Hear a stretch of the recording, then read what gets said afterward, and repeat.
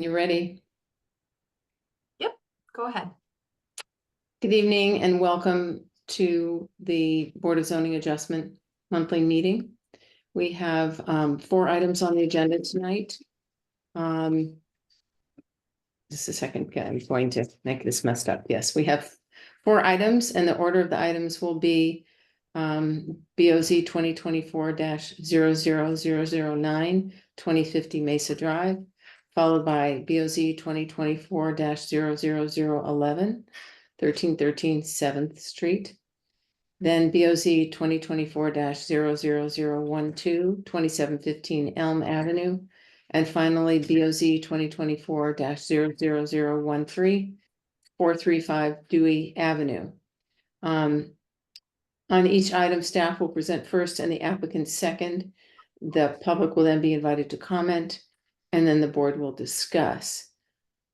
Now I'm going to turn this over to Amanda for our rules of decorum.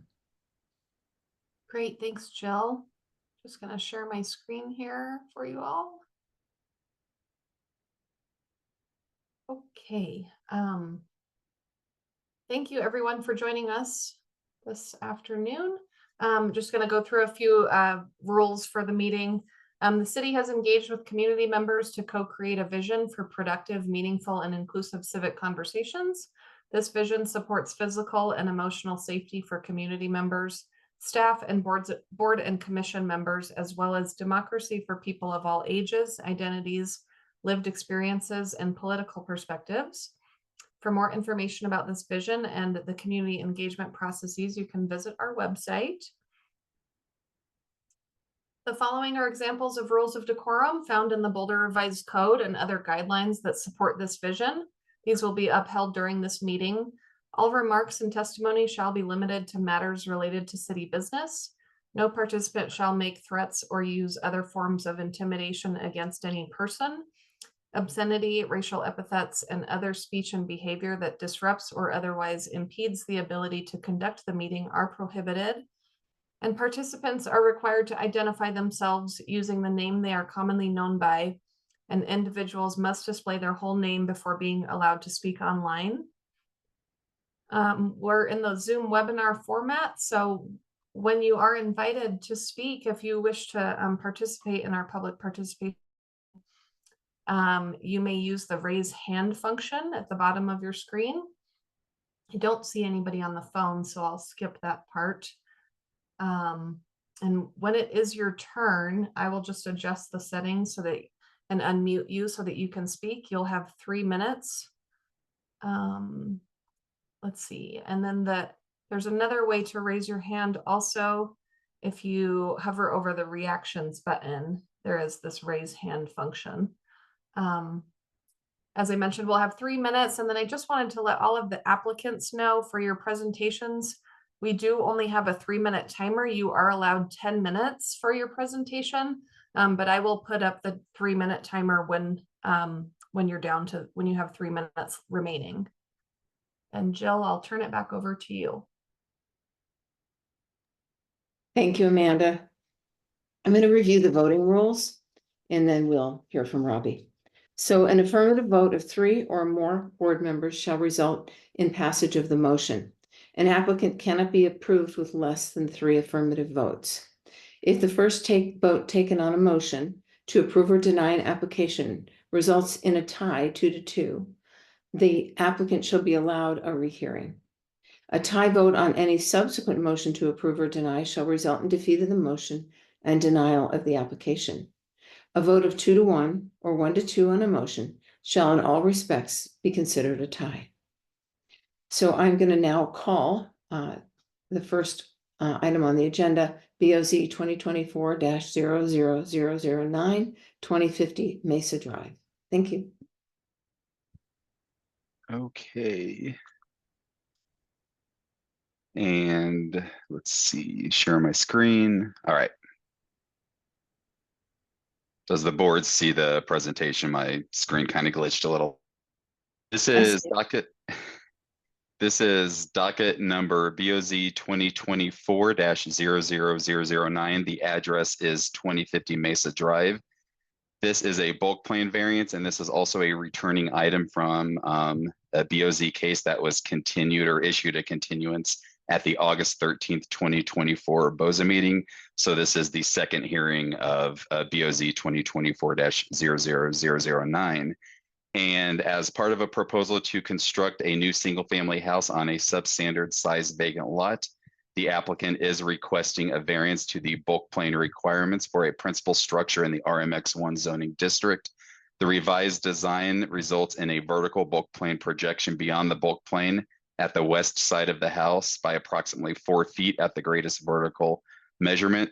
Section of the land use code to be modified, section 979, Boulder Revised Code 1981. And up on the screen, we have a location of the property and the applicant at the first hearing. I know, Jill, Madam Chair, you were not present for the August meeting, but we did provide a link to the recording of that meeting, and I won't dive too deep into that for the sake of time at this meeting, but there is a lengthy history to this property, and very long story short, they are in front of the board this evening seeking a revised bulk plan variance application. And if any of you need to revisit anything that was said at the first hearing or anything about the history of the property and how it got to where it was today, please ask me or the applicant, and I'm sure we'd be more than happy to kind of divulge on that a little more. But for the sake of this meeting, I will kind of dive into the revised plans.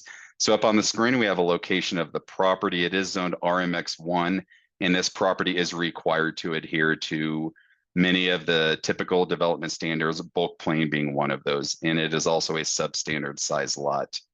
So I'm going to switch it up a little bit like I did at the August meeting and kind of go into some of the zoning details prior to getting into the meat and potatoes of the application. But again, zoned RMX1, the lot size is 4,403 square feet. The typical RMX1 lot is about 6,000 square feet or more. So it is a noticeably a substandard size lot. Existing and proposed building coverage in addition to the existing and proposed floor area. Right now it's vacant, but as proposed, they are proposing it to be under the maximum allowance for this property. So no variances to the bulk of the building, more particularly the floor area and the building coverage, are being requested at this time. And those would be verified at building permit pending the outcome of tonight's hearing. Solar access area 2, which is a 25-foot solar fence. Because of the design and location, no issues, solar access violations have been found for the proposal, and that it, again, would be verified at time of building permit. And then also no side yard wall articulation issues. And then highlighted in blue, side yard bulk plan, that is what the board is considering tonight under BOZ 2024-00009. And then the proposed height is at 34 feet. Even though this is a substandard size lot, and typically homes on substandard size lots require a lesser of allowed height, the special ordinance 8579 did permit or does permit a house on this property to be built up to 35 feet, still using the same method of determining height. But as proposed, this home is at 34 feet, just under the maximum allowance. And then history of the property, it is a vacant lot again. Special site standards were approved via the ordinance 8579, and that was back in June of 2023. But for the most part, typical Title IX standards and regulations for RMX1 properties are to be met, aside from special setbacks and, as just mentioned, the height. And also, I provide a little diagram in terms of how bulk plane, the intent of bulk plane, what it's for, and how we measure it. I can go into this a little more, but the diagram you see up on the screen is going to look very familiar. And here in a few slides, when the applicant provided the same diagram, the same visual. And then we also have the survey and aerial view. Again, vacant lot, so there's nothing on the lot right now. And then we have some pictures that were provided by the applicant showing the lots, and we can dive into these a little more if the board needs to. And then we also have some information provided by the applicant. A lot of this was provided within the original application submittal or what was taken to the August meeting. only revised information and materials were provided as a part of the this item going forward tonight, but I did include the full packet of the August meeting as a part of that, and those have all been labeled accordingly. So the board should have all the information they need from both the August meeting and tonight's meeting, and this was a part of the August submittal. So what the board is looking at tonight is, again, it's a bulk plan variance. These are elevation views and revised ones. This is for the revised design. So the board is considering tonight a bulk plan variance to just the side west, and that is for a maximum vertical projection outside of the bulk plane of approximately 4 feet. This is another top view, site view, and then also another elevation, kind of looking at it straight on of the same information. Again, it's a 4-foot vertical projection beyond the bulk plane. And this is what was proposed at the first hearing during the August meeting. There were both east and west side projections, and the west side projection was upwards of 9 feet. So I will let the applicant provide a little more detail in terms of what exactly was changed. But what the board is looking at tonight is this, which is a projection of 4 feet into that bulk plane. And then we also have some architectural drawings. These are the revised drawings for the 4-foot. And then right here, you can see that 4-foot there in the red triangles. That is where the vertical projections are located. And then we also have some floor plans. We can revisit these if the board needs to.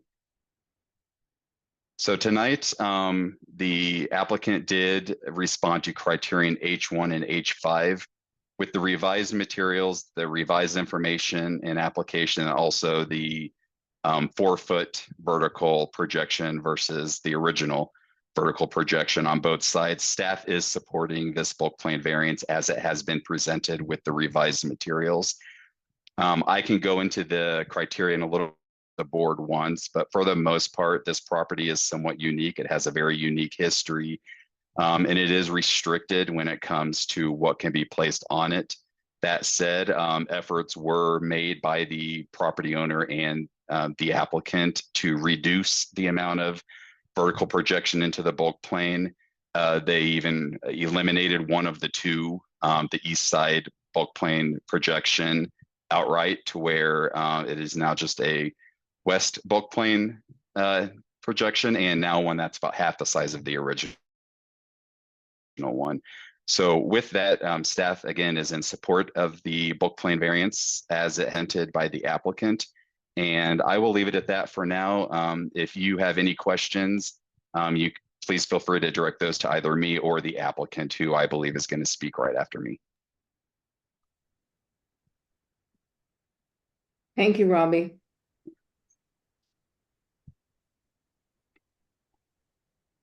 Looking for my directions here. So, did the board, before we move on to the applicant, have any questions for staff? Robbie? Nikki, please. Robbie, I would like to hear the criteria. You said that you could go over it at a later time, but I would like to know how staff view the criteria in making their recommendation. Of course. So when it comes to H1, the physical circumstances or conditions that are unique to the lot, it is a substandard size lot. Yes, it did go through a special ordinance that gave it less setbacks, but it's still, in our opinion, an incredibly steep lot, especially at the north end of it, where they were given a lesser setback. So we understand that the topography of the lot, just the overall condition, physical condition of the lot is very unique, even to Boulder, given that it's a small lot with a very steep topography. So with that, we looked at what did they do in terms of did they lessen the degree of the vertical projection of the bulk plane? On one side of the house, the east side, there was originally a projection of a few feet. That is now gone. And on the west side, we looked at what they did, and it was a 9-foot projection, and now it's down to a 4-foot projection. So yes, it is still there, but also the reasoning for maintaining that has to do with an elevator shaft for the use and enjoyment of the home. it would be probably be very difficult to reduce it by another 4 feet when it comes to an elevator shaft and then some of the surrounding architectural features. So we did feel this is kind of the minimum relief or the minimum amount of variance to afford a relief, and that relief is to have a functioning home and functional for the property owner. So, and then when it comes to H5, would not alter the essential character of the neighborhood. There weren't really too many concerns projected at the first hearing, and I have not heard from any of the surrounding properties, but they are wanting to develop on what is a somewhat rare thing in Boulder, which is a vacant lot. So to create that home, and it doesn't appear there are any aggrieved neighbors, at least based on what we've heard from them. And then we don't believe it would substantially or permanently impair reasonable use and enjoyment of neighboring properties, especially with the reduced scope of the bulk plane projection. And then again, would be the minimum variance to afford a relief, and it would be the least modification of the codes. They've whittled it down quite a bit, and what's left really, and this is something that maybe the homeowner or the applicant can speak to, what's left is really something that's going to be somewhat hard to further reduce, especially if it involves the elevator shaft that this home needs. So with that, yeah, that's staff's reasoning. Thank you, Robbie. Does anyone else have any questions of staff? Thank you. So at this time, we'd like to have the applicant to present. Is someone here for the applicant? Yes, I am promoting them to join us right now. Christopher and Peter. Hi, and before you start, may I ask you guys to please introduce yourselves with your full name and your residence address. Thank you.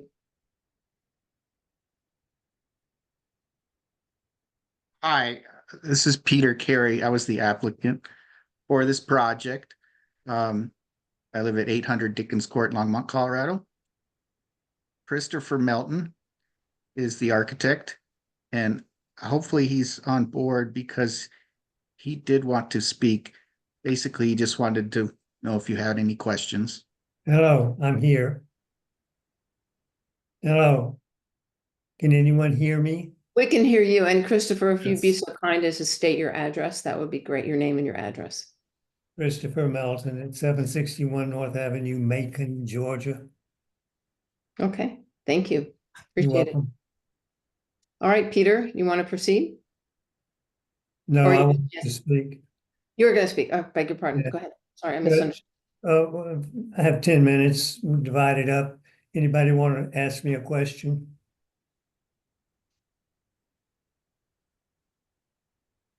Then I assume you'll approve this project. Are you saying you do not have a presentation?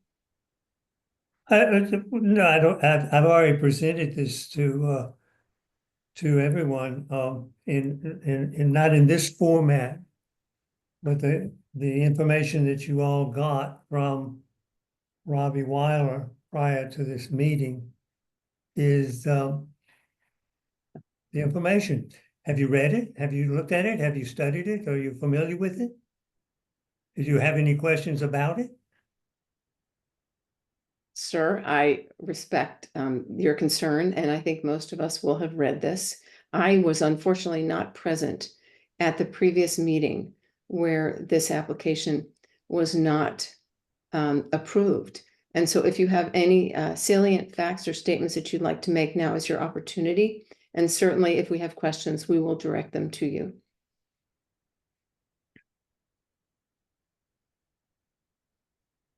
I think he's frozen.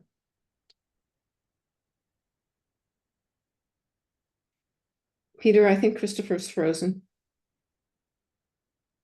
He might be frozen. He's in Georgia, so Yeah. he said the hurricane didn't affect him though, so there's So big do you have oak trees. anything? I mean, this is your time. You can use it how you wish. Please don't let me get in your way. If it's something you'd like to say, it sounds like he doesn't. He'd prefer to just answer questions, and Correct. I don't think the board would necessarily have an issue with that. He's going to try to come back in. Looks like he's dropped out. So let's give him a minute to come back in. And yes, Ben, you have a question. Is it for Peter or Christopher? Sure, I'll ask Peter and maybe he can start to answer and Mr. Melton can pick up. So I think we have the information we need to make a decision, but I just wanted to hear a little bit more about that elevator design challenge that Robbie mentioned. Right, and that was the main challenge. I think he changed some roof slopes on the east side that was fairly easy to accommodate in closets and bedrooms and things like that. The elevator was critical. Part of the encroachment prior was that the stairs also wrapped around the elevator.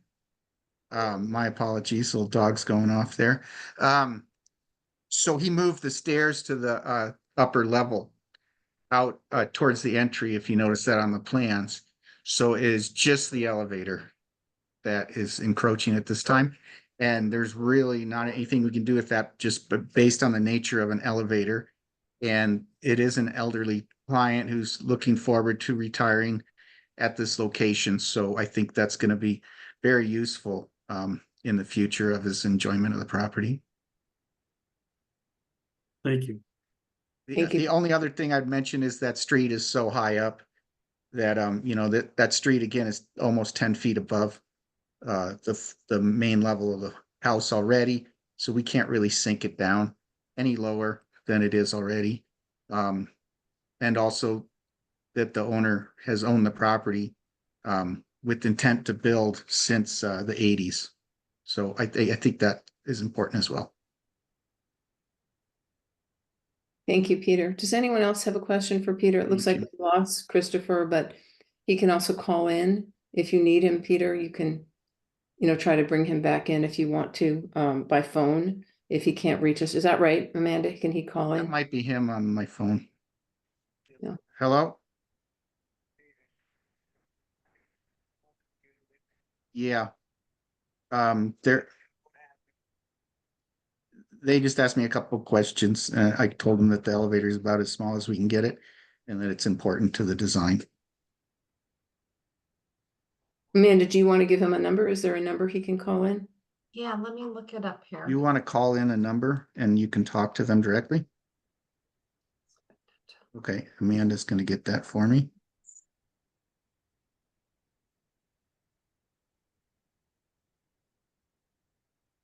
She's hoping to get it for you. Sorry about that. Hold on one second. It's okay.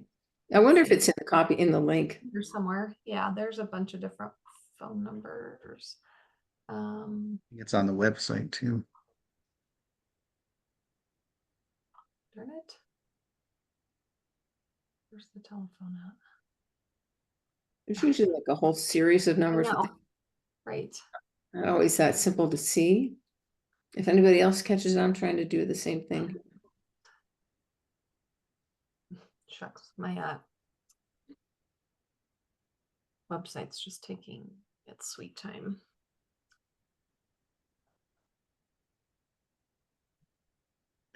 That's okay.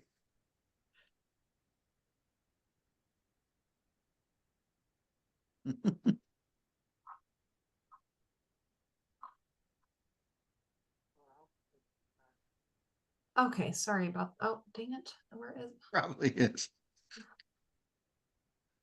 wow, sorry about this. Where is the phone number at?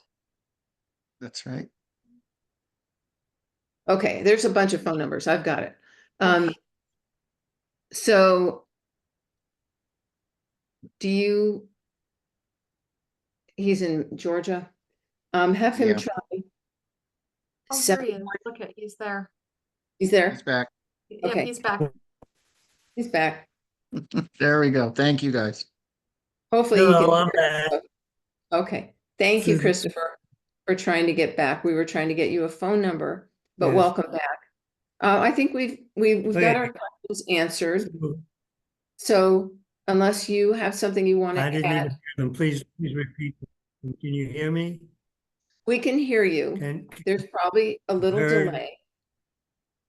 Rather than repeat, okay, I think let's have the board go into discussion. You're there now for us. If we have questions, we'll ask you. Okay? Okay. Okay. So at this time, I need to also ask if there's any public comment. Amanda, is there anyone here? See if anybody would wish to comment on this. Now's your time to raise your hand. And I realize I'm sort of skipping this question. I just want to make sure, Ben asked a question. Does anyone else have a question for the applicant? Yeah, I didn't think so, but thank you. Yeah, so let us know, Amanda, if we have a citizen. I don't see any hands raised at this time. Okay, thank you so much. At this time, if there's no public comment on this matter, it's open to the board for discussion. And that discussion can include directing questions to the applicant or staff. So is there someone who has a point of reflection they want to start with, please? I can just call on you the way that you appear on my screen. Ben? Sure, I'd be happy to start. Thank I you. appreciate the changes that the applicant has made since the August hearing, particularly on removing the encroachment on the east plane. I think that helps a lot to address at least what I remember were the board's concerns back in August. And I do agree also that I think it's about 4 foot remaining encroachment on the west side seems like a reasonable compromise here, given the design constraints of the elevator and the substandard or unusual nature of the site. Everything that staff presented. So I find staff's presentation compelling. I would be in favor of approving this. Thank you. Nikki, you're next on my screen. Hi, yes, agree completely with what Ben said. I would be in favor of approving. Thank you. Katie? Yeah, I also agree with Ben. I feel like they changed their proposal, and it's now at the sort of the minimum variance. So I also am in favor. Well, thank you. And although I wasn't here, I'm aware of some of the things that created the issues with the last application.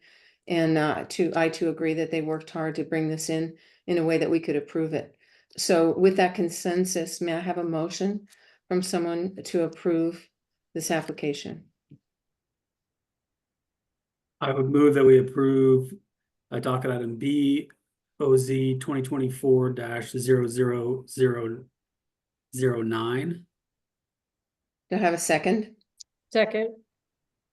All those in favor, and as you know, I'll call you again in order of the way, or in reverse order of the way you appear on my screen. So Katie?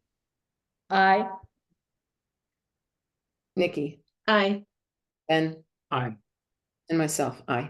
Thank you so much, gentlemen, for your application and for revising things. Wish you the best and your client the best moving forward. Thanks for your time. Thank you kindly. Thank you. You're welcome. Okay, at this time, we will move on to our next matter. BOZ 2024-, hold on. Can you guys give me that number? Because I just blipped up to where it is on my screen. It's 11. I thought it was 11. Yeah. Thank you so much, Robbie. It's yours. Okay, thank you, Madam Chair. And again, this is docket number BOZ 2024-00011. The address is 1313 7th Street.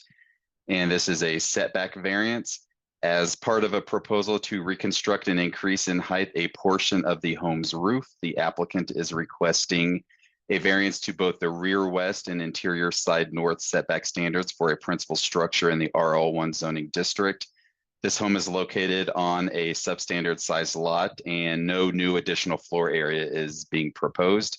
The resulting rear setback will be approximately 3.9 feet at the closest point where 25 feet is required, and approximately 3.9 feet exists today. The resulting interior side setback will be approximately 3.6 feet at the closest point where 5 feet is required, and approximately 3.6 feet exists today. Section of the land use code to be modified, section 971, Boulder Revised Code 1981. And sorry, I'm fighting a beam of sun hitting my face, so I apologize for that. But up on the screen, you have the location of the property. It is zoned RL1, and to the north of the property is an alley, and to the east is 7th Street, which is the front yard. And part of the packet did include the single written letter of written support that we got from 655 Pleasant Street.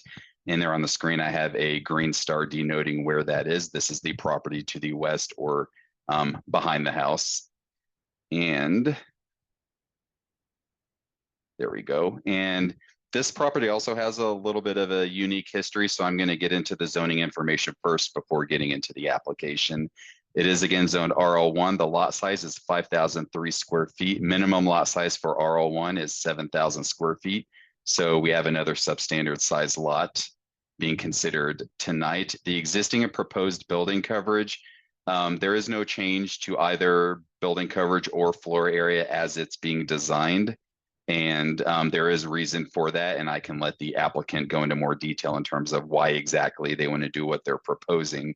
But both building coverage and floor area, they would be verified at time of building permit, but nothing is being increased as a part that's in front of the board tonight. Solar access area 1, which is a 12-foot solar fence, due to the design of the new roof, no issue has presented itself, and we would again verify this at time of building permit pending tonight's decision. And then again, with side yard wall articulation, side yard bulk plane, no issues have presented themselves, but those will be verified at a later time. And the height, the existing and proposed, the existing height of the home is around 15.8 feet. And the proposed height with the new roof is around 20.6 feet. The maximum allowed for this property, because it is a substandard size lot, is around 29.2 feet. So they are coming in significantly less than the maximum allowed for the property. And then when it comes to the history, the home was built circa 1904, and the subject rear addition that the board is looking at this evening was built in the late 1920s and remodeled in the late 1940s, based on records that were provided. Applicant provided a lot of history, and staff very much appreciates that. So I don't know if the board had a chance to read through that, but this home does have a lengthy history. It's just not a lot of it is documented. So we kind of have to put 2 and 2 together, but it does appear that it was remodeled in the late 1940s. And the garage use was actually removed, and it's believed those were removed sometime prior to when Boulder's parking standards were even put in place. So with that, this is the survey as well as an aerial view circled there in red of the property. Again, the front yard, 7th Street, is to the east or the right of the aerial image. And then we also have a street view image on the lower left, and there on the right, you can see that alley that runs along the north side of the property. And tonight, the board is considering setback variances, and it's to the existing home modifications. Number 1 is the rear west, and that's a variance for approximately 3.9 feet, where 25 feet is required. That's a rear yard setback requirement for RL1 zoning, and where approximately 3.9 feet exists today. And for the side north, that's the alley side, it's a variance request of approximately 3.6 feet, where 5 feet is required and approximately 3.6 feet exists today. And there on the screen, because the applicant did provide this information, I wanted to show where the by right buildable area, or where the area of the property that meets setbacks, is located. That's that light pink color that you see on the screen. And the subject addition is in the upper left corner of the site plan. So they're wanting to not expand the house, but modify what's already there. And those are within both the rear and side setbacks. And then we have some views. I thought the images on the right painted a pretty clear picture of what exactly is happening. The lower right image is what is out there today, and the upper right image is what is proposed. So the bulk of the building, the walls of the building are not being expanded out. They are, however, going up a little, and the roof form is being modified, as you can see in this photo. And then we don't, we can go through these in more detail if the board wants, but the applicant did provide some floor plans of the proposed top and existing bottom of the lower level. We also have the upper level of the home. And it is worth noting, this is a split level home, so not all the floors align with the other floors. It's kind of a different bit of a layout. We would call this otherwise a split level home. But the reasoning for tonight's proposal is to kind of bring everything into more of a habitable and flowing kind of layout within the home for the use and enjoyment of the homeowners. But we can go through these in more detail if the board needs to. And then we also have some proposed top and existing bottom elevation drawings. And this is for the north side of the home. This is along the alley. So the subject addition or wing of the home that the board is looking at this evening is on the right-hand side of both images. And again, the proposed is top and the existing is the bottom. And then we also have the proposed top and existing bottom side elevation drawings. This is from what is otherwise the yard, the south yard of the property looking north into the home. So the subject addition or wing of the home is on the left-hand side for this image. And then we also have the rear view, which also includes the bulk plan diagram verifying that bulk plan will be met as a part of this proposal. And then we also have a roof plan of proposed top and existing bottom. So with tonight, the applicant did provide a lot of response to multiple criteria, but staff just focused on criterion H1 and H5 when it came to our recommendation. And we are recommending approval of the setback variance as it has been presented within the application, primarily because this property does have a history. The home was built in the early 1900s. The subject addition, which was a former garage, was converted to non-garage space upwards of 75 years ago. And it is believed even prior to the zoning regs for the city of Boulder, which kicked in the 1950s. So it's possibly that they didn't have a garage when the parking standards did come into play. And what they're wanting to do is not expand, meaning increase floor area or building coverage, but rather make it more habitable by raising ceiling heights within. That also requires some modification to the exterior of the building, which is why we see a change in the roof plan. And then also going to H1 or H5, I'm sorry, would not alter the essential character of the neighborhood or would not substantially or permanently impair reasonable use and enjoyment of the adjacent properties.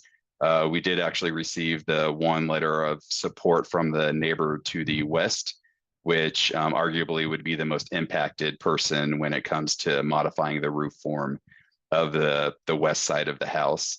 And then would be the minimum variance to afford relief and would be the least modification of the title.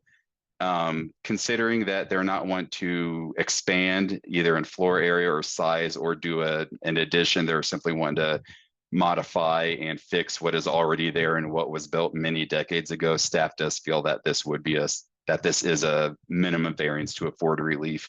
And that relief is to habitate the home and to use rooms with proper head height that would meet today's standards from many decades ago.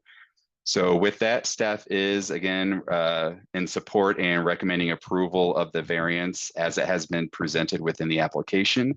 And I'd be more than happy to answer any questions you have. And then I also believe the homeowners and or the design professional is also here who can speak to the project. So with that, I will hand it back over to you.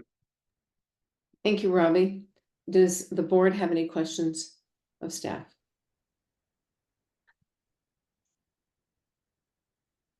Thank you very much. Applicant, whoever's going to present, please, Amanda, proceed.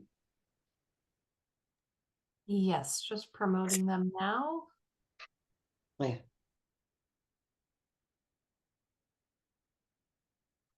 Kyle as well.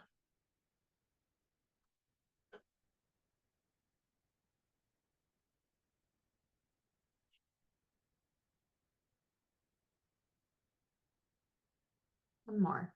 There he is. Thank you, Amanda.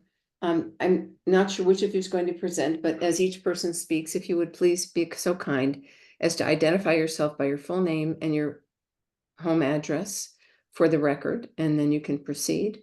Do they have 10 minutes? Is that right, Amanda? Yes.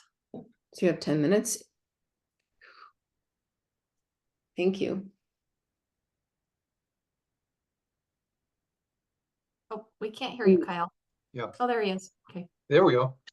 Thank- Hey, thanks. I'm going to present. I've developed a slideshow. I'll just go through them Your quickly. name. Then Fred and Lisa would like to say a few words to the board as well. So- Kyle Callahan, architect in Boulder. I live in Louisville, 220 South Jefferson, Louisville.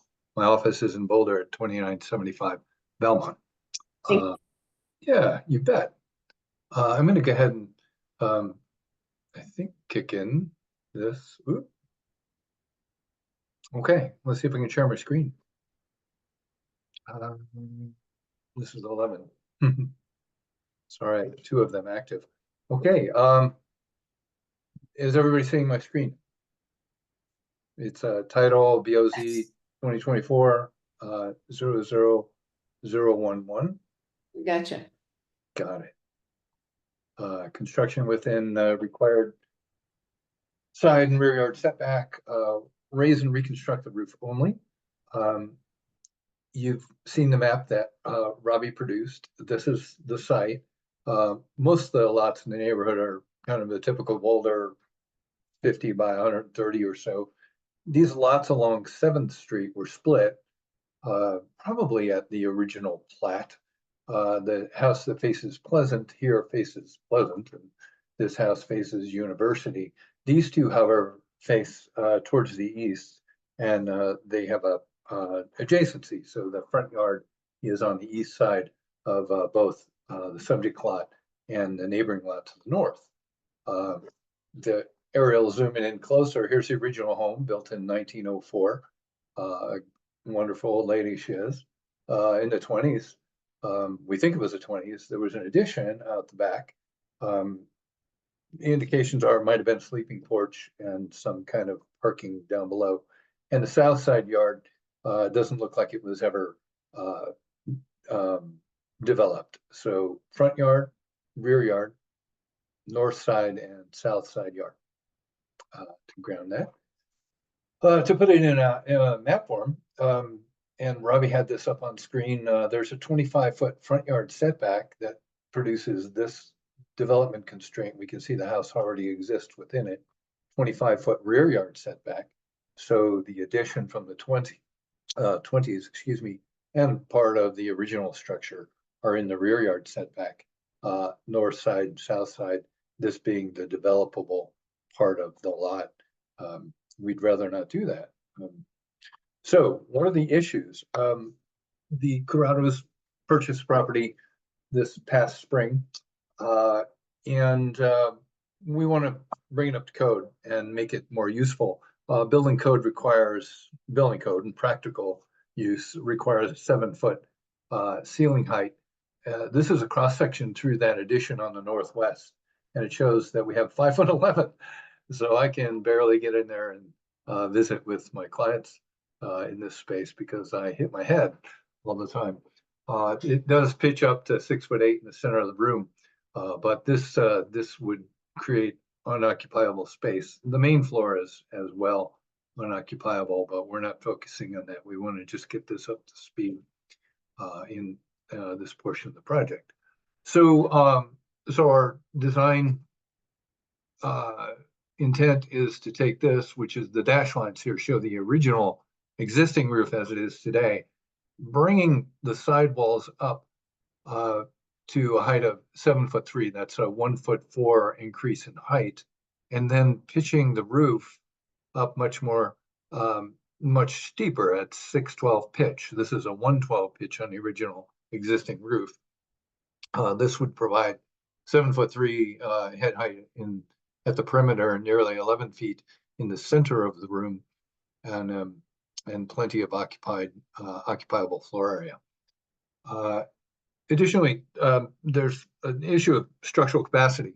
The way this roof is framed, is 2x12s that have been ripped across the top to give it that slope. So they actually taper from 11 inches tall in the middle of the room to about 4 inches tall at the edge.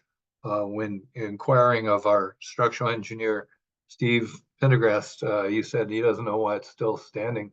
So anyway, we want to fix the structural capacity of this roof so it doesn't end up in somebody's lap. In doing so, we would have 2x10 rafters. There'll be a ridged beam here and 2x10 rafters coming down to bear on new bearing elevation, which would be plenty of structure. That also gives us the ability to support a photovoltaic solar array on the south-facing slope of this roof. Which brings me to the next point, energy performance. If there's any insulation in that roof at all, some of it is, some of it does not appear to be. It could be R11. In the new configuration, we propose to fill the cavity of the roof framing members with closed cell spray foam, which would give us an insulation value of R64. While we're at it, we'll spray that same foam in the exterior walls and bring that insulation up from R11 to R24. And the windows will all be replaced with U0.27. We recognize that that's not part of the consideration here, although we did consider that when we applied for the variance. So we want to increase the energy performance. We had our guys over at Scott Energy come in and do a HERS rating. And I don't know if you guys have ever seen a HERS index of 378 before. I have not, but that's the HERS rating for the house as it sits today. After, and a couple other things are the heating MBTUs are 293.9 annual and 10 for cooling. So after analyzing the proposed changes, brings our HERS index down to 131 and really reduces the heating and cooling load. Your requirement for a solar and a energy retrofit is to increase the or decrease the heating energy requirement by 10%, whereas this actually will decrease the heating energy requirement by 66%. So it's a pretty darn good, even though it's a 131 still on the HERS rating, it's a good retrofit. We want to take a look at what the impact is to the neighborhood. We know you don't see things in pure elevation, but in pure elevation, that's the extent of the visible portion of the addition from 7th Street. So it's all tucked in behind the addition. These are the renderings that Robbie was mentioning. There's the roof plan with the 112 pitch, and this is showing our proposed orientation of the proposed roof change. And this is the proposed roof change with the 612 pitch, which matches the upper portion of that gambrel roof. And you can see it's higher in the center, and then it steps down and proceeds at a much lower pitch towards the west, kind of, well, first of all, it complies with solar, but it does gesture to the west and decreases some of the massing of that house on the west.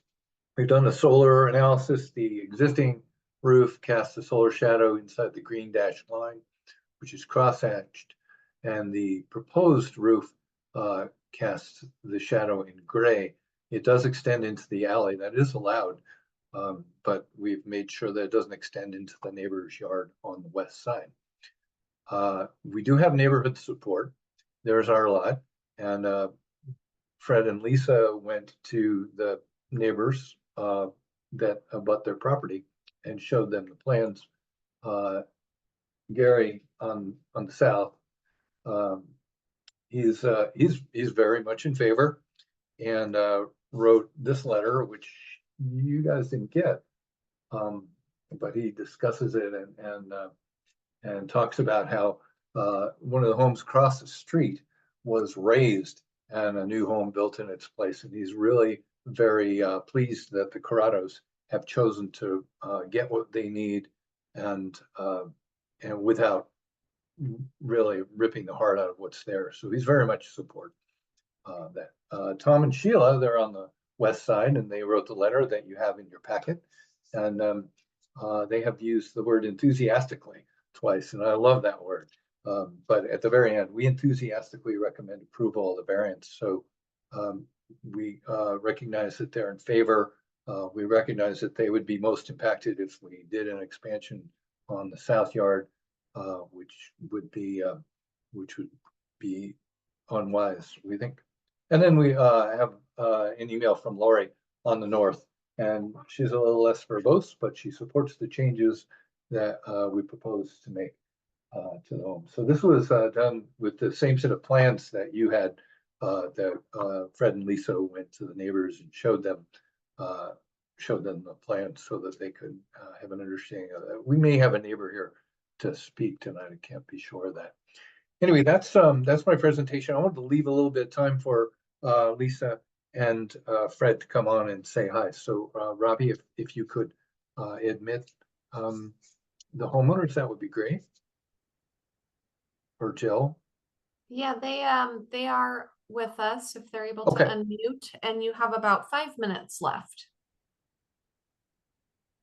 I'll start. Lisa Corrado, 1313 7th Street, Boulder, Colorado, which is very exciting for me to say. And this is a really, really sweet house. It's a really sweet house. We love the look of it. We love the feel of it. We're really grateful to be able to make this our home. We're grateful to have landed in a neighborhood where we really love our neighbors, and our neighbors support us and are so friendly and such has such a great neighborhood community vibe. It's everything we were looking for in our new house. So Fred and I are both very happy to have found this house, and we love the character of the house, and just looking forward to making it a long-term home for us and be here for many years and becoming strong members of the community. So thank you all for your time tonight. I really appreciate it. And thank you to, we do have some neighbors here in support. So thank you to Sheila and Tom for being here in support as well. And thank you to Kyle for such a great presentation and all of your support and help. Thank you. And is Fred going to speak? Yes, I'm here. Hi, Fred. So again, thank you. And I think Robbie and Kyle and Lisa have really summarized this, all pretty well. But just to emphasize what Lisa said is we are really happy to be residents of Boulder. The neighborhood, the town, the community, is really something that's special to us. And we've taken on this home. We've purchased a 120-year-old home in the city. And needless to say, it needs a lot of love, but that's something that, we're willing to provide and looking forward to providing to it. We've already gotten our permit. We've started some renovation work, and we're just really, really loving it. But in order to really fulfill it, we do need your help with this rear 1920s, addition. And in discussion with Kyle, we've really tried to ask for the minimum amount that we can possibly go for. We're not looking to increase the square footage. We're not looking to impact the existing setbacks. We're not exceeding the bulk plane. We're not looking to change the solar shading. We're really just looking to bring the rear structure back to some sort of a code compliant dwelling. So the height of the room, the energy efficiency, it's not insulated, and structurally it's not capable of being insulated, right? So we're asking to create a new roof to be able to put it all together and really just make this, the home that it wants to be. And so we've tried to be respectful for everything, and we just would really love your support in allowing us to to make this dream come true. And that's it. Thank you very much. Thank you for that information, applicant. Does the board have any questions of the applicant or any of the applicants? I don't have any questions, so myself. Okay. At this time, I'm going to ask Amanda if there's any citizen comment. Yeah, great. So if anybody would like to speak, now's your chance to raise your hand. It looks like we have one hand raised at the moment. So Sheila, I will allow you to unmute yourself and you'll have 3 minutes. And Sheila, if you'd state your name and address for the record before you speak, that would be great. Okay. This is Sheila Gates. My address is 655 Pleasant Street, which is adjacent to the property. And Tom Krieger is here with me, and we are shared owners of this house. He is going to do the talking, but I'll just say quickly that I'm very much in support of what they're planning to do. Thank you, Sheila. And the same thing goes to you, Tom, to identify yourself by name and address. Sure. Tom Krieger, 655 Pleasant Street. And we're just here to reiterate our enthusiastic support for this proposal that Fred and Lisa have brought forward. Fred was very clear about what the meaningful impacts are here. Clearly, the physical circumstances supersede any current regulations. So that's one of your criterion that is clearly met. The others that Kyle had mentioned, the effect to the neighborhood character. This house is the neighborhood character, and we are so pleased to hear that it's going to stay with us rather than, as Gary mentioned in his letter, having the building go away. It may actually turn out to be historically significant because of the previous owners of it, but we'll see how that shakes out a little bit later on. The impairment to our property is pretty much non-existent. In fact, the modifications to the west-facing roof have made the solar ordinance compliant. So there isn't even an issue in terms of that. And this is the minimum that's required to meet the structural and energy efficiency requirements to make this a really meaningful habitable space. And so we, as I say, are enthusiastically in support of the work that Fred and Lisa and their architect have done, and been very considerate of the neighbors in terms of the impact that is not going to happen. So thank you, board members. Thank you, staff, for your time. And we would strongly urge you to approve the application. Thank you. Appreciate that. Mm-hmm. So is there anyone else here from the public that would like to speak? I don't see any other hands raised at this time. So if there's no other public comment on this matter, then it is open to the board for discussion.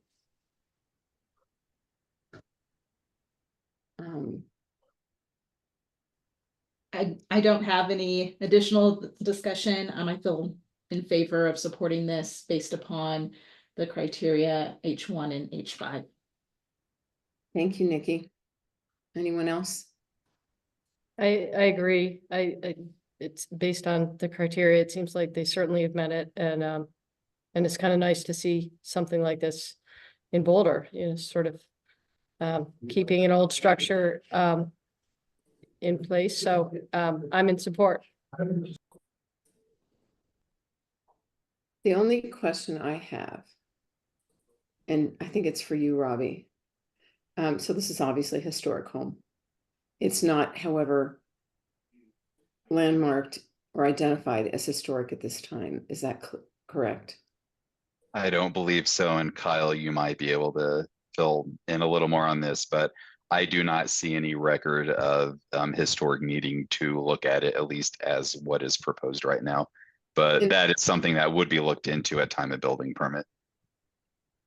Kyle, before you answer, let me just explain. Sure. So it was raised in the discussion, in the comments. And I mean, to me, it's obvious it's a historic building. And it would have to go through a demolition permit before it could be taken down. So the only thing I'm pointing out is that it, in my opinion, it is highly unlikely that this building would be approved for demolition. However, pieces of it might be. And I wanted to, if you could address that, that would be great. Thank you. Sure. I think in landmarks parlance, it's an old house. It's over 50. So that includes most houses down in Martin Acres now. Anything that is over 50 years old does need to be considered for the impact to the historic fabric of the community. Now, there's an extra layer because anything before 1940, if there are changes proposed to the street facing facade, let me go ahead and bring that back up there. If there are any changes proposed to that, it would need a landmarks alteration certificate. And yeah, it's not in a district and it's not individually landmarked, but it's a cool building, and it would be a travesty to change that, and it would need to go through the landmarks review process if changes were proposed to this facade. Thank you. Does that answer your question, Joe? Absolutely. Thank you for the clarification. Ben, do you have anything? No, I thought staff's presentation was persuasive, and I really have no questions for the applicant. I'm in support of this. I think it's straightforward. Yeah. And Kyle, I also wanted to thank you for the extremely detailed application, very thorough, very understandable, and it just makes our job easier. Nikki, I see you nodding your head in agreement, so I appreciate that, because I think we have encountered challenges before, not with you, but with other applicants, and this was great. So it sounds like we are in approval and have an approval here. So again, I need a motion, please. And again, this is BOZ A 2024-00011. I would move that we approve BOZ 2024-00011. Thank you, Ben. I'll second it. All those in favor? Ben? Aye. Nikki? Aye. Katie? Aye. And myself, aye. Thank you so much for your application. Wishing you the best in your reconstruction. Thanks for your time. Thank you. Appreciate it. Thank Okay. you. Time for us, Robbie, BOZ 2024-00012. Yep. Proceed. Thank you.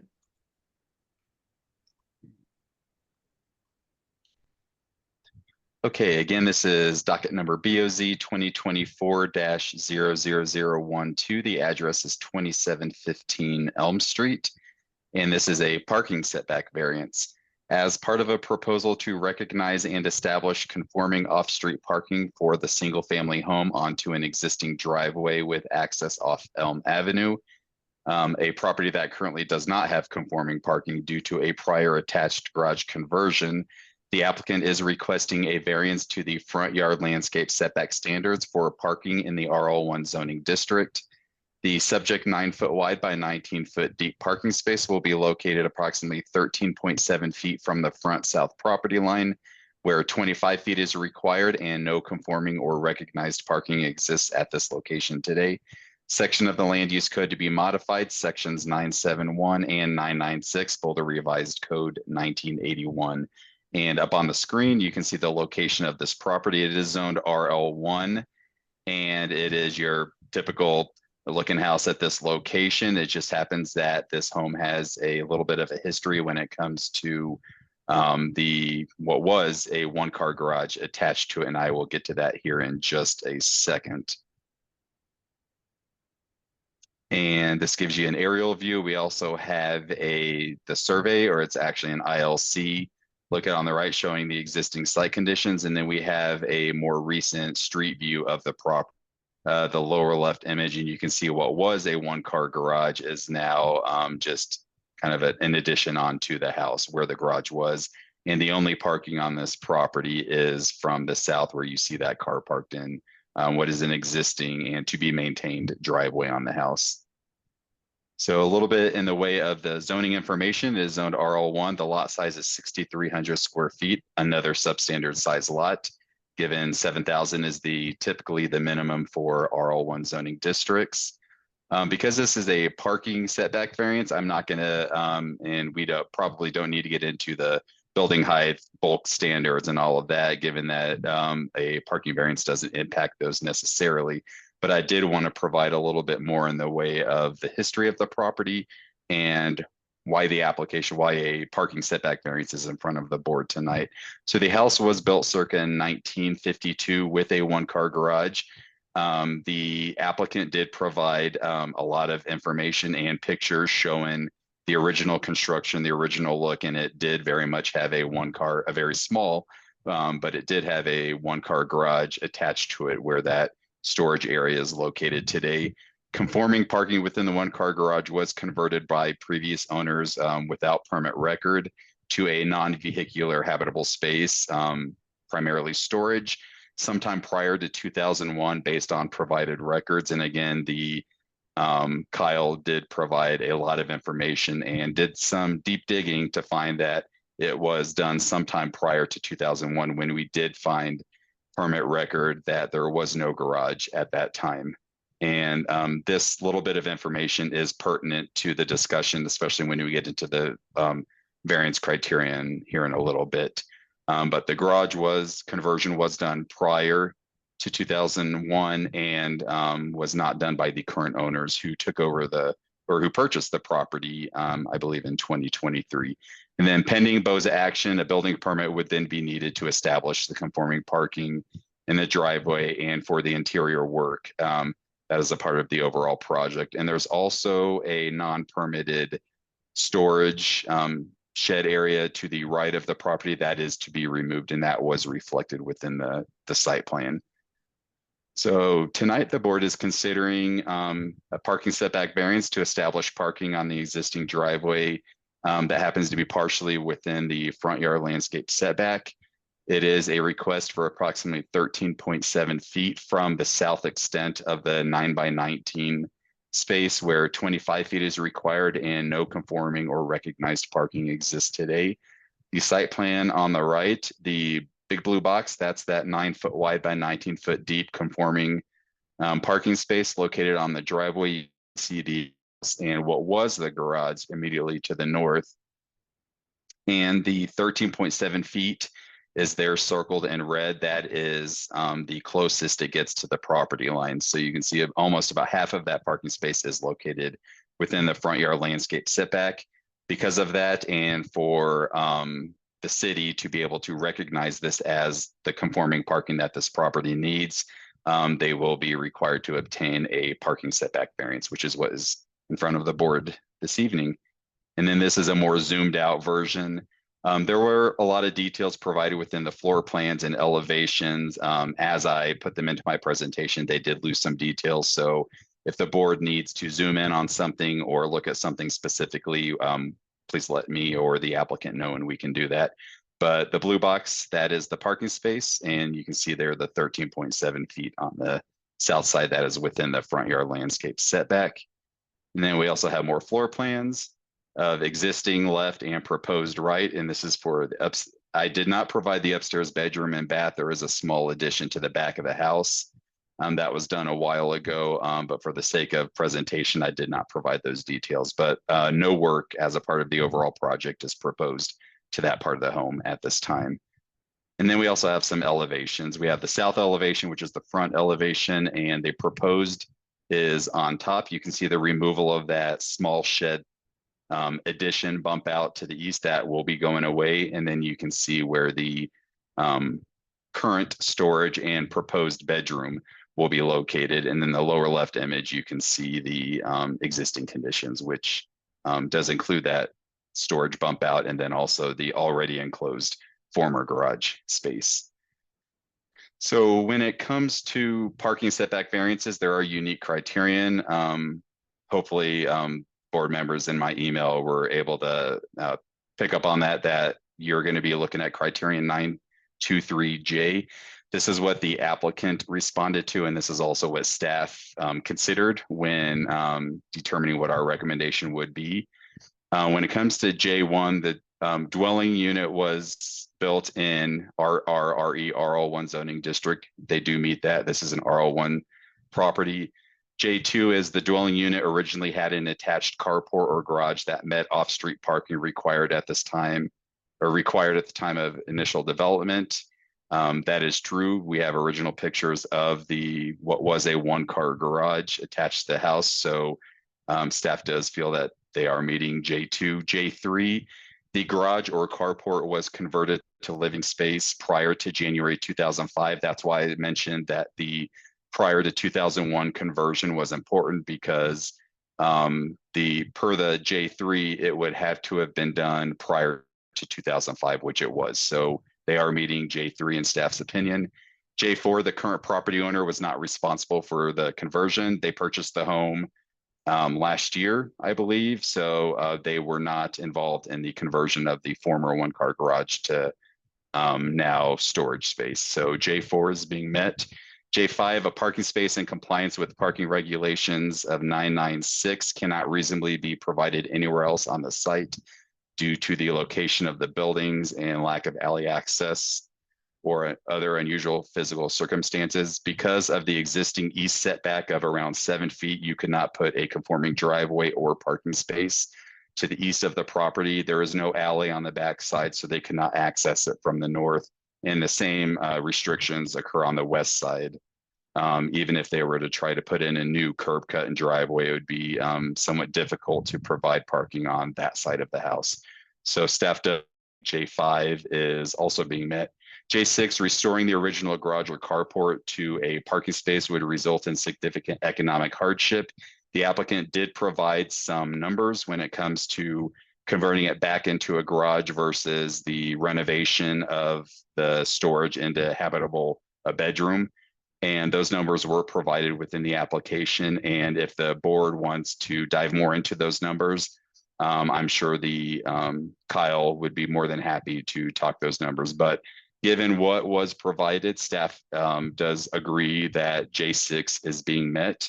And then J7, the proposed parking space to be located within the front yard space shall be paved with asphalt, concrete, or other surface. It is an existing concrete driveway or existing driveway, and they are planning to maintain that driveway. So it is a surface that the city does recognize for single family homes. So staff also feels that J7 is being met.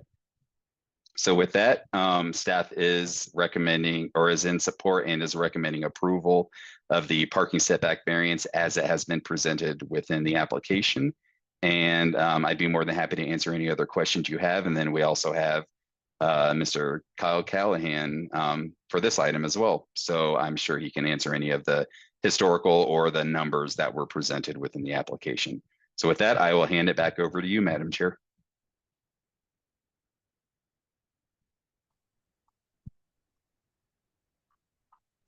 Thank you. Appreciate it. So at this time, does the board have questions of staff?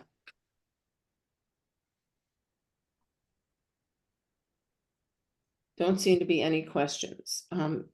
Kyle, would you like to do an applicant presentation for us, please? Apologies, Kyle. I should have just left you on the screen. Yeah, you betcha. Actually, the homeowner was going to attend, but something came up and he's not able to attend tonight. So my apologies. I'll be here for the both of us. Let me get my camera because you forgot what I look like already. All right. So I can share a screen. It's kind of a recap of what Robbie went through, maybe with a little bit more information, kind of summarizing some of the things that Robbie said. I think you can see my screen now. Yes. Okay, good. There it is. BOZA 2024-00012, parking within the required front yard setback. You saw this on the screen before. Here's the site, 2715 Elm. It's surrounded by a couple of homes. This is where Elm Street comes in off of Moorhead and turns into 27th Street right on the corner here. The house had, in addition, done about, well, I think it was about 30 years ago, where the back was popped up. Most of these homes are fairly consistent with the way that they were initially constructed. Anyway, that's the neighborhood. The current homeowners bought the house, they closed on it in July of last year. It's a young couple. They have one daughter at home and thinking about another one. So the issue that they had with this is that when they bought the home, it's only a 2-bedroom home. This is the upstairs that Robbie was alluding to. This is the main floor. The original home was here, and this was the original garage. And there's a kitchen out back and then an office. Both homeowners actually work from home, so they need space. They share this space. They also work out in there. So it's a pretty compact space. They're also contemplating another child. So they've been looking around at an addition for a bedroom, very cost ineffective. They determined that this might be a good spot. They need a bedroom more than they need storage. They actually tried to put some storage on the outside as well, but I had to talk them out of that.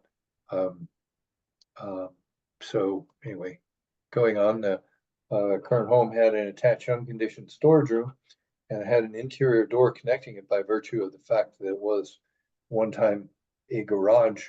And so the proposal was to just convert it, make it finished space, and get rid of that door that's on the outside currently and add a few windows to it. These would be new windows, and then one additional egress window on the south face. That provides for their extended family in the interim and immediate family when they do choose to have another child. They retained a builder to help them do this. The builder did what builders tend to do from time to time, is forget to get a permit. So there was stop work order issued. I think it was in April or maybe May of this year, which is when the homeowners got in touch with me and asked if I could help them get through this, because the stop work order said that you must get a permit to do this work. Fair. And if they were going to do that, then they needed to justify how they were going to park on site. There isn't any current parking there, and they don't have the ability to convert this back into a garage parking space. Do want to say, I think I might have listed it a little bit later, but the homeowners have actually lived there a little longer. They were renters here for 2 years before they bought the home. So I think that's kind of a nice thing. They lived there and ended up liking it so much. Anyway, the whole purpose for this zoning variance is so that we can then ultimately get a building permit to create the changes that have to be done to create the interior condition finished square footage. Here are the 7 points that you just went through with Robbie. I won't belabor that. So RL1, we already discussed that. Requirement 2, at the time of construction, the home had an attached garage. So this was number 2. This is the picture that we found from Boulder County assessors. That's our garage space there that has been converted into a shed. You can see on the original permit record here, they have a garage that's 11 by 19. Here it calls it a 10 by 19 with the letter G in it. So that's our original garage. So back in 1952, I guess cars were smaller and we didn't have a lot of bikes and all the other paraphernalia that come with living in Boulder. But that's the original construction photos from the home. This was a real estate photo, actually. Requirement 3, the garage was converted to a living space prior to January 1, 2005. So again, without the benefit of a building permit, that conversion took place. We discovered this, or we were provided this by the assessor's office. It's a real estate document dated February 23rd, 2001. And in this document, it states they had 0 garages. So it seemed clear that the garage had been converted by this time. Down here in the description, it does say there's a 19 by 10 unfinned storage, which has been handwritten by somebody other than me as the former garage. So there was this sort of circumstantial evidence that we contribute to say that it was done before 2005. But no permit exists to show us that. Requirement 4, the current property owner didn't convert it. This is the deed of trust for Kyle and Florencia, and it's July of last year. So I guess they could have bought it from themselves. They're young. Gosh, they're like in their late 20s, early 30s. So the compliant parking space can't otherwise be provided. Robbie was discussing this pretty well. There's 7.7 feet here, and a compliant parking space in Boulder is 9 feet wide. So we looked at that initially saying, well, maybe we could park next to the house, but we can't because the space can't fit here. It actually can't fit over here either because on the west side, it's 8.8 feet. That gets pretty close, but there's a fire hydrant that was recently improved actually here that would make that difficult to access. So that just told us we couldn't drive through there. We couldn't actually find a good parking space here. There's a big multifamily apartment building on the north side here with a couple of retaining walls and fences. So the back of the site's not accessible. So we couldn't build one and we really can't get to the backyard. Now for construction cost, restoring the original garage would be prohibitively expensive. This really kind of distills down to the fact that they need a bedroom. And so I went to the City of Boulder's, the City of Boulder adopts the construction cost table. It's provided by the ICC, and the one that we use here in town is August 2023. And I looked at the size of the bedroom and what it would cost to reconvert the garage, the storage to a garage, and then build a bedroom and use this square foot number and came up with a number that's just for consistency. It would be more than $55,700, but that's the number that shakes out when you consider this document and this square footage number. Converting the garage into the use of as a bedroom space is significantly less than that. It's a component of this actually, $10,300. So it would be five times more costly to create the bedroom elsewhere and then convert that space back to a garage. So that and requirement 7, the parking space shall comply with all the conditions outlined in 995. And this is the existing concrete driveway, and it's 10 feet wide. So it had to be at least 9 feet wide. It had to be at least 19 feet deep. And this is the parking space. So I think it's about, 13 more feet to the back of the sidewalk. And then there's a few more feet to the street. And the final requirement is this couldn't overhang the right of way. And we're 13 feet, 8.5 inches from the right of way. So it conforms to that requirement for the on-site parking. So, like I tell all my clients, go talk to your neighbors.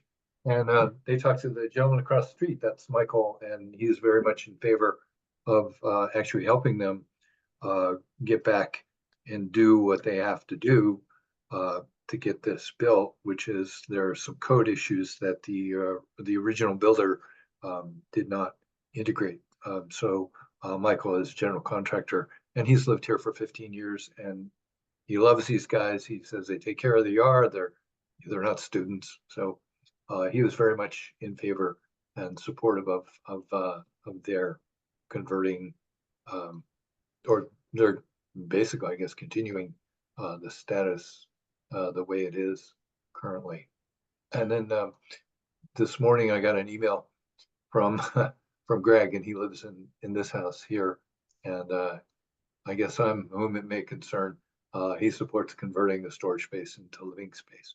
So we had 2 of the neighbors, the most affected, that came out in favor of proceeding with that. So with that, there's the picture of our house, and And I'm here for your questions. Thank you, Kyle. Yeah, you're welcome. Does the board have questions of the applicant?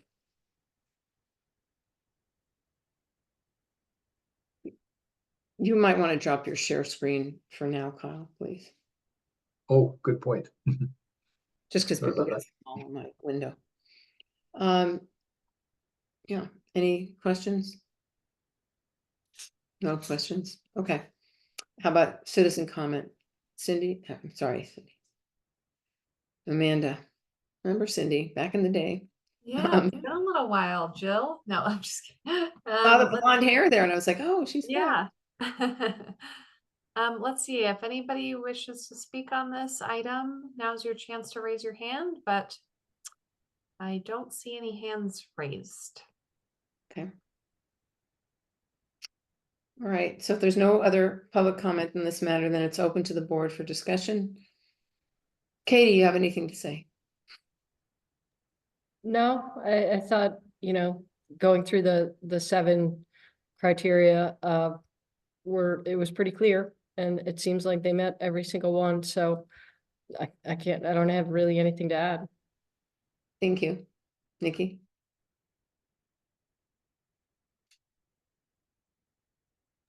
You're fine. Yeah, sorry about that. Took me a while to unmute. I agree. I believe that they meet all criteria of J. And so I would be in support of approval of this application. Thank you. And Ben? I agree.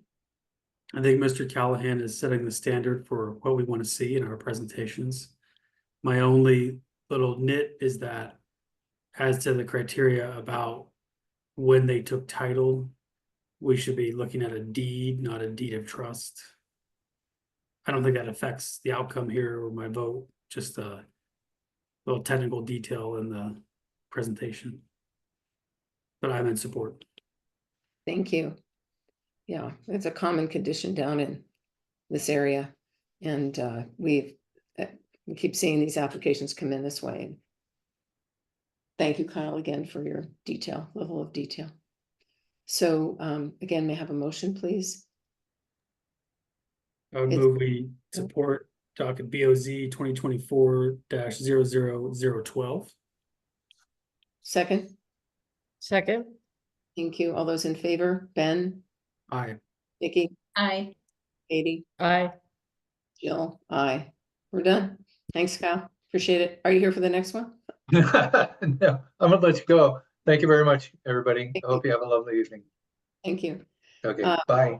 Robbie, we're ready for BOZ 2024-00013. Thank you.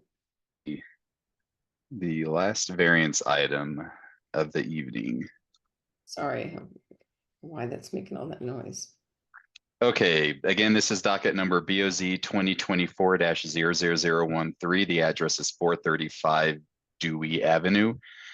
This is a setback variance as part of a proposal to reconstruct and expand a portion of the home recently damaged by a fire. The applicant is requesting a variance to the interior side west setback standards for a principal structure in the RL1 zoning district. The resulting side setback will be approximately 2.2 feet, where 5 feet is required and approximately 2.2 feet exists today. Section of the land use code to be modified, Boulder Revised Code, section 971. So up on the screen, we have a location of the property. Dewey, the front yard along Dewey is located to the south, and then we have an alley to the north, and it is zoned RL1. We also have some aerial views, and then also the survey land use document on the left showing what is the existing conditions of the property. And then this was a good visual of what is out there today and what is being proposed. So the upper left image is what is out there today, and you can see the 2 images on the right show some of the damage that was done by the recent fire. It wasn't a total destruction, but it did do significant damage to the point where renovations are needed. So as a part of the overall renovation, the homeowner is also wanting to do an addition to the house, but also maintain the existing walls in the form of what is currently a lower level bump out or addition done to the house. And the code does permit property owners to reconstruct a home or a part of a home that was damaged by a calamity or act of God, as it's worded, fire damage, wind damage, flood damage, as long as it's done within 2 years, and also as long as it's replaced in kind. Because this small addition includes the small bump out includes an addition, which is that upper story part of the home, and then also some of the home to the they do not qualify for our non-conformance additions or modifications to homes damaged by natural Mother Nature, I guess you could say. So with that, they are required to obtain a variance to establish the existing lower level setback on the west side, which is at 2.2 feet, then also to increase some of that wall space and then do a portion of the addition that happens to be within the 5-foot minimum setback for the upper story. So all of that is being captured tonight in the proposal. So what the board is considering tonight is a setback variance for the side west of the house for approximately 2.2 feet, where 5 feet is required, and approximately 2.2 feet exists today. And we have existing top and proposed bottom elevation drawings. And from left to right, we have the east side, we have the rear, which is the middle, the 2 middle images, and then we have the west side, which is on the right. So you can see the front of the house on the 2 images on the left is to the left, and the addition is on the right. And then we have the back of the house that shows the kind of straightforward view looking from the back of the house. It is far away from the minimum rear yard setback, but it is within that west side minimum 5-foot requirement. And they are proposing again to maintain the 2.2 foot setback for the work that is being proposed. And then we also have some floor plans, existing top and proposed bottom. And the basement level is on the left of the 2 images. Then we have the main level, which is the middle left, upper level, which is the middle right. And then we have the roof plan for both existing and proposed on the right.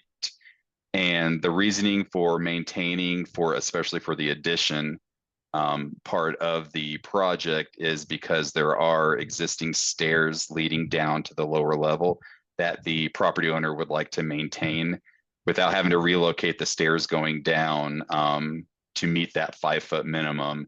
They would rather just maintain those stairs and then have the addition be built on top of that. And then a little bit more in the way of the zoning information. It is zoned RL1. The lot size is 7,974, so it is above the minimum allowed for RL1 zoning. And then the existing and proposed building coverage is at 1569, and then proposed is at 1819. The maximum allowed for the site is 2,645, so well under the maximum allowed for building coverage. And then when it comes to existing and proposed floor area, they show 2,247 with a proposed, including all of the addition, of 2,883 square feet. And the maximum allowed for this property would be 3,695 square feet. So again, well under the maximum allowed for floor area. Both of these would be verified at building permit. It is solar access area 1, and due to the design and location of the addition, not just the reconstruction of what is there today, no solar access violations were found, and we would verify this at building permit as well. And then also no issues due to the design and location for side yard wall articulation or side yard bulk plane. And when it comes to height, the existing and proposed, the existing height is around 19.5 feet, and the proposed height is shown at around 19.5 feet. And the maximum permitted is, the proposed height is around 24.5 feet, and the maximum allowed for this property is 35 feet, so well under the maximum allowed. And the home was built circa 1930 and purchased by the current homeowner around 1990. And the applicant did respond to criterion H1 and H5. This is also what staff used when determining our recommendation. And when it comes to H1, unusual physical circumstances or conditions, existing, the home was constructed originally at around this setback, the 2.2 from the west. So it is an existing condition. And then there's also stairs going down to the lower level that prove somewhat difficult to have to relocate to maintain the access to the lower levels. So the unusual circumstances really come down to the existing location of the house on the property. And this was established well before the current owner took ownership of the property. H1B, the unusual circumstances or conditions do not exist throughout the neighborhood or zoning district.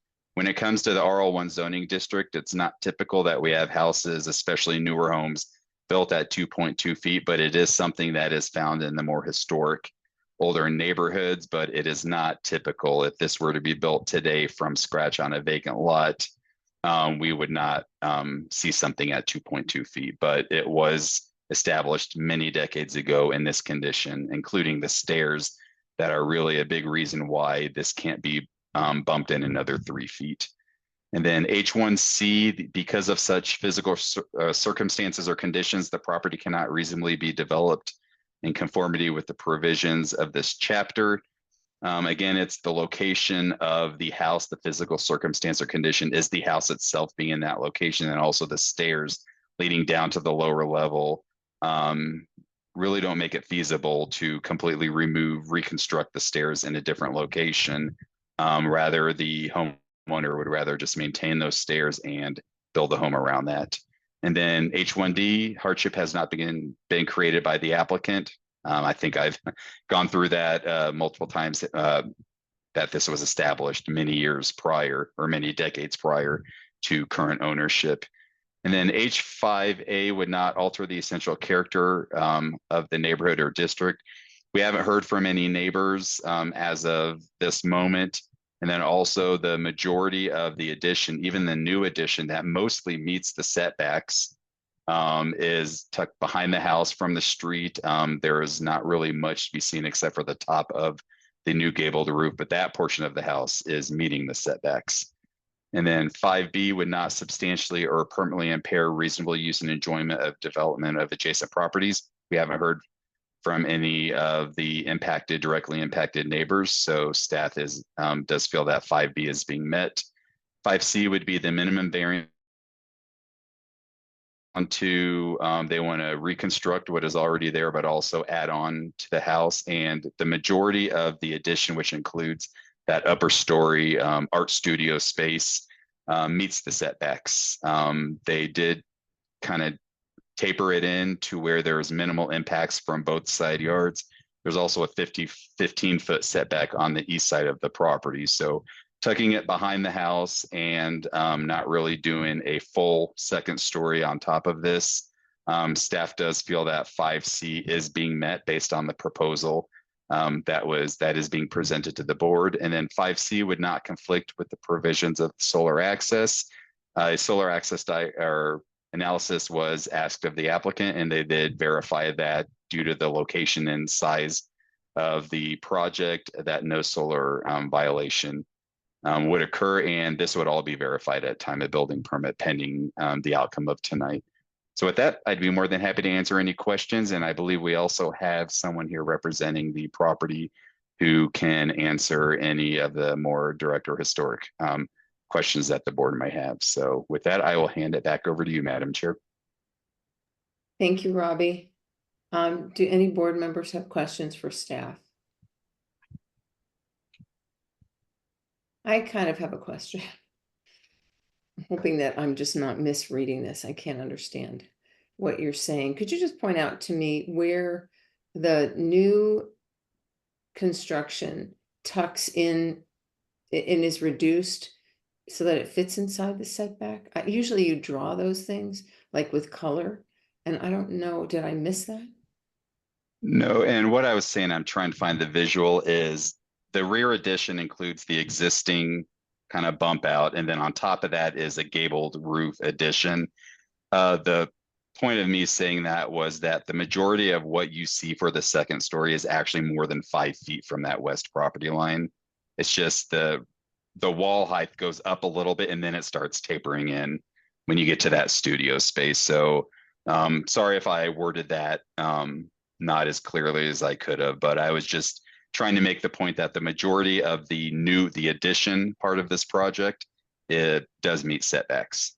So what you're talking about is the fact that we can see the deck, and are the decks and columns in the setback, and then, or not outside the setback, and then it's the structures in, like I Yep. said, I think there's a colored lines. So let me, I'm going to share my screen real quick. I don't want to belabor it, but I just want to understand. Very valid. Let's see. All right, can you see my cursor? Yeah. Okay, so this is the back of the house. This is the proposed. So we've got existing up here and proposed. Right now, you can see this wall right here. This is that 2.2 feet. And what I was saying was most of this is beyond 5 feet. So right here is about where that 5 foot setback marker is. So everything within, including that deck, is meeting setbacks. It's just this 2.5 feet right here that is not meeting the setbacks. And there's some wall increase right here that is within that setback. So that requires a variance. Okay. Thank you. Okay, at this time, if no one else has questions, I'll ask the applicant for a presentation if there's someone here. Yes, James should be joining us. And James, as you join us, hopefully you can hear me, please introduce yourself with your full name and address, residence address. Thank you. You're muted. I started to answer before I unmuted. My name is James Plagman. I'm an architect with Human Nature Architecture. And you said you needed my address? 2687 5th Street in Boulder. And I have with me the owner of the home. This is Kim Hi. Parsons. Hi, thanks for your time. And I'm a little daunted having to follow Kyle. I'm wondering if he's available to do the presentation for me. Were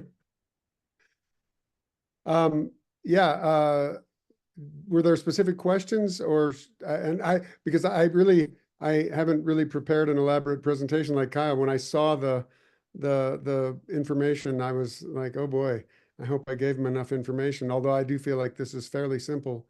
The house was damaged by fire. And what I didn't include was the images of the roof structure inside that shed roof portion. They were damaged beyond repair. And the existing floor level at that north portion that is going to be demolished is low enough that the grade kind of slopes towards it. So we wanted to raise that up. And also Kim thought, well, if she's going to have to rebuild, let's do a studio above. And I don't know if it was one of the really essential pieces of this is that stairway coming up from the basement. I don't know if I should share my screen or if Robbie can share the floor plans again, but the stairway that comes up from the basement, the basement there's not a full basement under the entire house. There's only, most of the basement is under the west side, and that's where the stairway comes up. The east side, there's only a tiny laundry room that actually goes all the way to the east wall. So the stairway from the basement to the existing garden level cannot be moved. Thank you, Robbie. Yeah, can you see my cursor? I don't believe they can see yours. It's my screen, but I will try to follow as best as possible. Well, Robbie, if you can go all the way over to the basement where the basement plan, yeah, right there. Well, I guess either the existing or the deconstruction. Yeah, okay, go a little further left. So there's the existing where it says deconstruct existing stairs. The initial flight of stairs, yeah, right there. The flight well, and you can see how little of the plan is actually a habitable basement space. You can see the unexcavated portions. The existing stairs go up from the basement to the what is the existing garden level, and then they turn up and come up the little stair section to the right of there's a longer run that comes from the basement to the garden level, and a shorter run that comes from the garden level to the main floor. And those would be virtually impossible to relocate because without having to go in and excavate the portion of the basement there that's called unexcavated on the northern portion. So the desire was to create the addition to just continue those stairs, to keep them where they are, and to create the new stairs that access the upper level in alignment with the existing stairway. And initially, I looked at how could we possibly build this in conformance with the 5-foot setback, and it would be extremely difficult. And especially maintaining the existing stairs to the basement. Thank you. Yeah, I'm happy to answer any other questions. We did, one thing I did do was to keep to abide by the bulk plane requirements. So that stairway that goes up to the new addition goes up and then turns so that we can keep the ceiling level low. And if Robbie, if you scroll to the right a little bit, or drag this to the right, yeah, you can see the dashed lines in what is the studio. There's dashed lines where and that's a 7-foot ceiling height. I was thinking that the 7-foot was habitable space, but I see now on the latest code that it's actually 6 feet. So the habitable area up there would be a little bit wider, but not a great deal wider. So the existing stairs. Not to go. Yeah.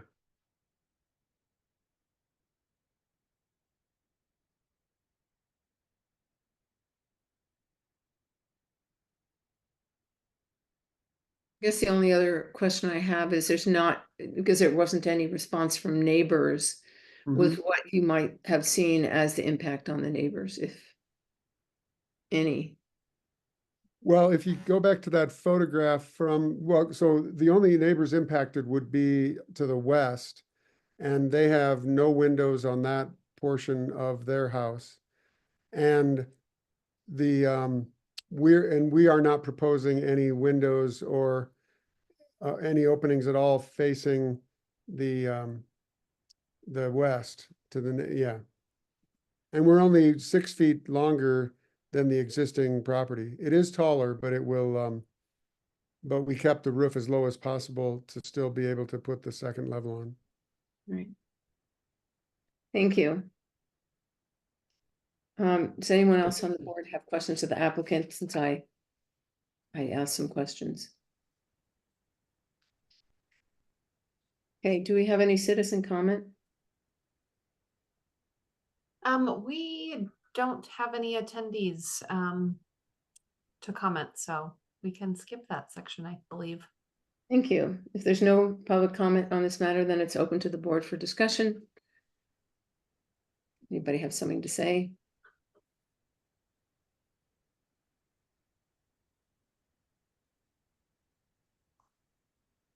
Katie? Just self-explanatory. It's fine if you just say, yeah. Yeah, it seems pretty clear. Okay, Nikki? Yeah, I'm pretty clear on kind of the 1-for-1 replacement in terms of there was 2.3 before and it's going to be 2.3. I think that's what's really swaying me. I do understand that we're going to get a new addition, but it doesn't seem to violate any of the other requirements. So because of that, I'm in favor based upon the H1 and H5 criteria. Thank you, Nikki. And Ben? Yeah, I think I'm with Nikki here and Katie as well. At first, I struggled a little bit with this one because it seems like if there's a casualty, like a fire, maybe you have a chance to build back in greater compliance with code. But I think because there's not really a change here, other than the addition going up, seems supportable to me. And I guess I just, so here's my 2 cents for what it's worth. I would have liked to have seen the relationship with the other houses that are nearby so that because I didn't have the opportunity because of my schedule to get out to the site. And so when you talk about Kyle, and we talk about how comprehensive of a presentation he did, and we had 2 of them from his tonight, and you came on and said, well, I wish Kyle would present for me. And I just am saying, I think this is supportable, but I think I would have been a little more comfortable with it had it been really clear to me by drawings or pictures what the impact was on the neighbors. Well, and Since there's actually, nothing- sorry, do you feel like if you can explain it by all means, but well, if Robbie, and I can share my screen and pull up the photo, or if Robbie can pull up that photo that is looking along the north edge, you can see the neighbor's house. I have in the that photo, yeah. Is that with the blue house? Is that That's what the you? blue- Yes, that's the blue house. And that's the only impacted neighbor, because again, on the east side, we actually have 15 feet setback.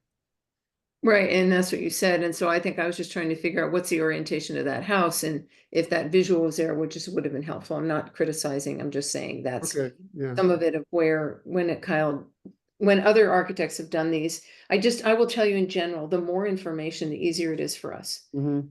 Because when we're Well, and having, it's been several years since I've been through a zoning setback. I'm batting 1,000 so far, but I've only had 2 in the past, and those were in person, so that tells you how long ago it was. it's been a while, for sure. Yeah. Correct. At this time, I think we'll close. Well, I already closed the public hearing, and I think it sounds like you have support here. I don't hear anybody who's not in support of this, so shall we proceed with the motion, please? Sure, I'll make a motion. Thank you. I make a motion to approve BOZ 2024-00013 for approval.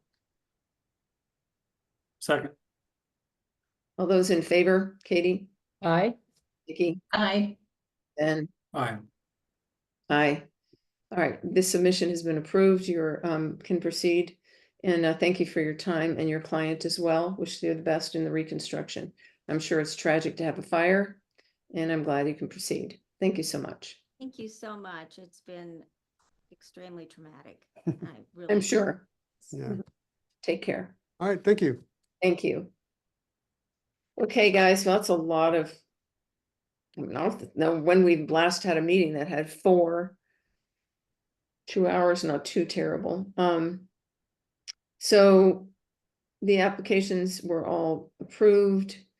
I need to go through minutes, right?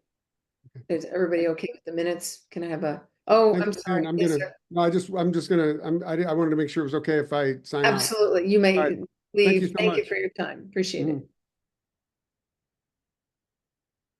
We Nikki, actually I think you're didn't have muted. the, oh, I'm sorry. I was gonna say that we didn't have any minutes for approval at this time. Because we didn't have a meeting last month, right? I think we just didn't quite have them ready, but we Okay. plan to have them at the next meeting.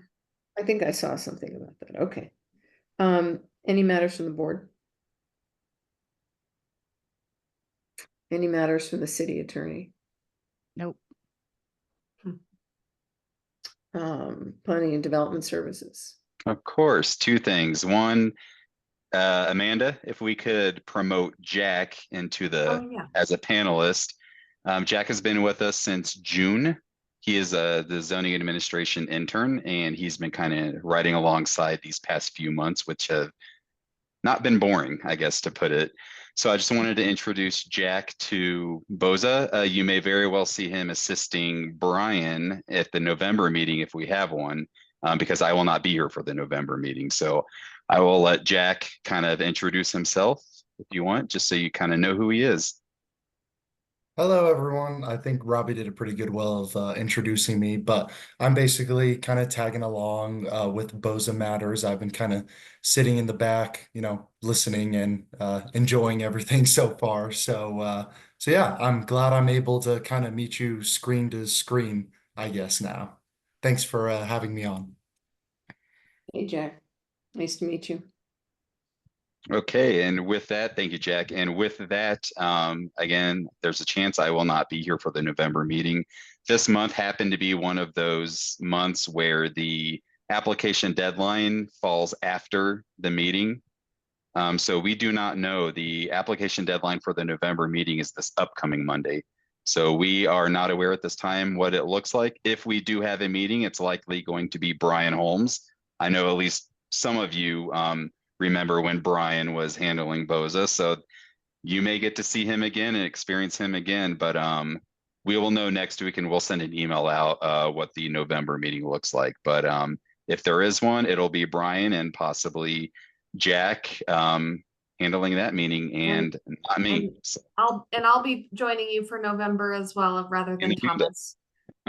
We're double booked with planning board, so you get me. So Thomas is still with us. He's just not able to. He's still with us. He is just getting ready for planning board tonight, so he couldn't be in two places at once.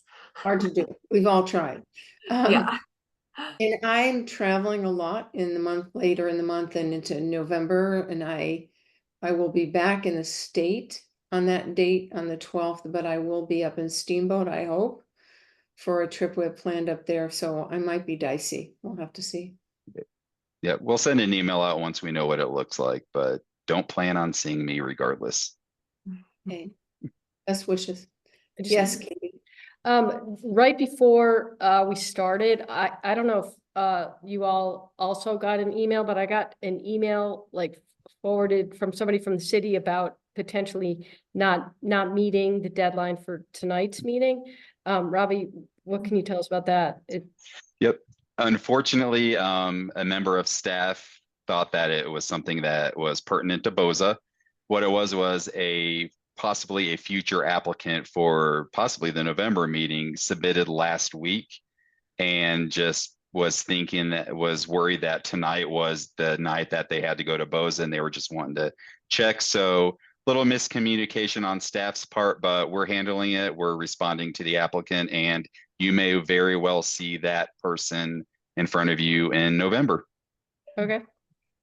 And second question was, do you as city staff have any sort of opinion on the upcoming municipal ballot measure about sounds just like clarifying city council's roles in appointing boards and commissions? Like, it sounds like a pretty pro forma ballot measure, but I didn't know if there was any, and I don't know, any opinion from city staff. And I just want to say it's a totally reasonable question because most of the time we're like, what is this ballot issue? Yeah. So unfortunately, I don't have a whole lot of feedback and information. Amanda, I don't know if you've heard through any of the other boards and commissions, or Aaron, I'm sorry. We can't take a position as city staff, but the proposal would allow boards that are not BOZA, that are not quasi-judicial, who are at advisory boards. So instead of having 5-year terms, they could change it and say, okay, Housing Advisory Board, we're going to appoint for 2 years. And it's based on feedback that they received from a consultant who did a big study on the boards and commissions and found that for some people, 5 years was a long time and a deterrent to volunteering. So it gives council a little more discretion and takes some of those requirements that are in the charter and would allow council to change it by ordinance. So there would be no change unless council takes a second step and passes an ordinance to make changes to those, whatever board or commission. And it would not affect the boards or commissions that have terms set by their own charter provision. Your planning board, BOZA has a charter provision, open space, Parks and Rec are some of the ones that have their own separate charter provisions with terms and eligibility criteria that would not change even if this item is passed by voters in November. And I don't know if that helps or just makes it more confusing, but on its own, it will change nothing until council takes a second step of passing an ordinance for a specific board or commission. When you say that we have a charter with eligibility requirements, like, I don't know that I've ever seen that. Like, It's Charter Section 130, and it has things like people have to be a resident of the city of Boulder. They have to be over 18 years of age. It sets the term for 5 years. Those are the ones that I can remember off the top of my head. well, it's not really specific. It's just that board. The general stuff. Thank you. Fair question, Katie. Thank you. Anybody else? In which case, I had hoped to close by 6, but it's 6:03. So thank you, everybody. I'm going to adjourn this meeting. I hope you have a good month and see you on the other side. Thank you, everyone. Bye, everyone. Thank you.